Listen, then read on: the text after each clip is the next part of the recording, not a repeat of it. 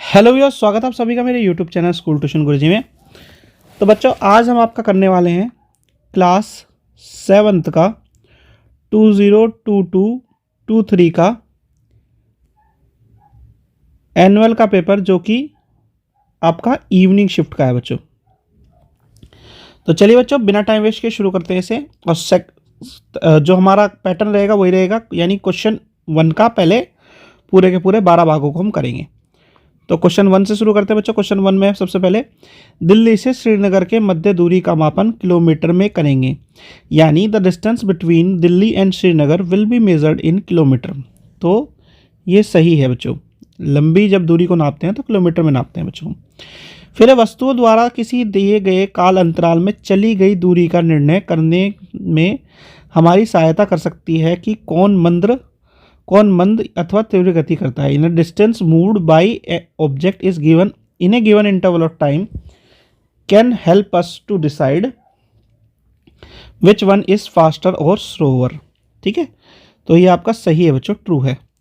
फिर इसका दूसरा भाग बच्चों, जो घड़ियां बहुत छोटे समय अंतराल को मापती हैं उनका उपयोग वैज्ञानिक अनुसंधानों के लिए किया जाता है, यानी clocks that measure very small time interval are used for scientific research. तो ये सही बात है बच्चों, ट्रू है।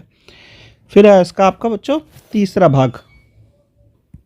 तो इसका तीसरा भाग क्या कहता है बच्चों, अनेक घरेलू उत्पादों जैसे खिड़की साफ करने में मर्जकों में अमोनिया पाया जाता है, जिसकी प्रकृति उदासीन होती है, यानी ammonia is found in many household product such as window cleaner.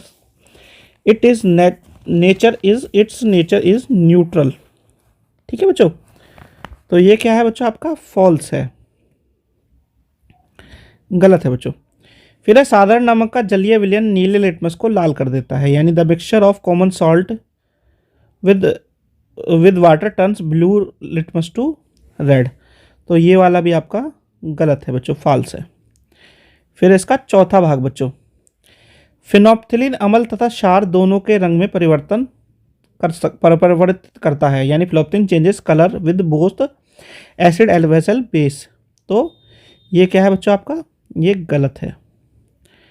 फिर इसका पांचवा भाग बच्चों, सामान्यतः कवकों के बीजाणु डैश में उपस्थित होते हैं, fungal spores are generally present इन।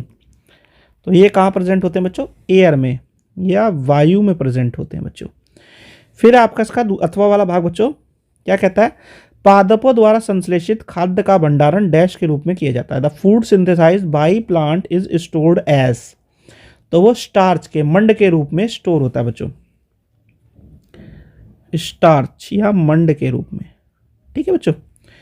फिर है आपका बच्चों क्वेश्चन नंबर 6, एक स्टील के गोल तल वाले कटोरे की बाहरी चमकदार सतह डैश दर्पण के रूप में कार्य करती है बच्चों।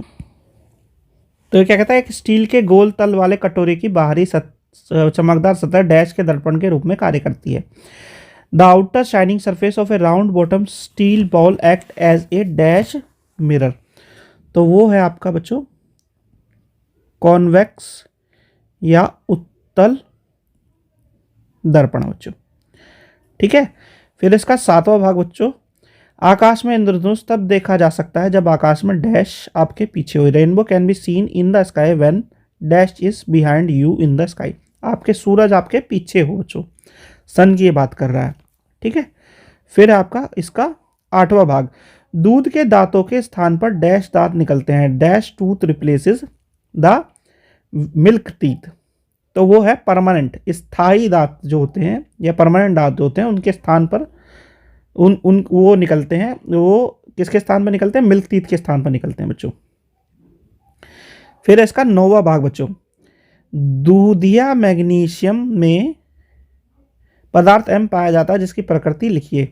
ए substance M is found in milk of magnesia, write its nature. तो उसका नेचर कैसा होता है बच्चों, उसका नेचर आपका बेसिक या क्षारकीय नेचर का होता है बच्चों आपका। फिर इसका 10वां भाग बच्चों, 10वां भाग क्या कहता है, परिजीवी जीवों को परिभाषित कीजिए, डिफाइन द पैरासाइटिक ऑर्गेनिज्म। तो वह जीव जो अपना जो पोषण है या अपना न्यूट्रिशन है किसी दूसरे जीव से लेते हो उसे हम क्या कह देते हैं, परिजीवी कह देते हैं, पैरासाइट कहते हैं बच्चों। फिर आपका saliva where is saliva produce, लार दस कहाँ निर्मित होता है बच्चों, तो वो आपका स्लाइवरी ग्लैंड या मुंह में प्रोड्यूस होता है बच्चों। ठीक है, चलिए इससे आगे बढ़ते हैं बच्चों। क्वेश्चन नंबर 12, क्वेश्चन नंबर 12 में पहला भाग देख लेते हैं। आभासी प्रतिबिंब से आपका क्या अभिप्राय है। तो आभासी प्रतिबिंब कौन सा होता है, जौन सा प्रतिबिंब आपका स्क्रीन पे नहीं लिया जा सकता है वो आभासी होता है बच्चों।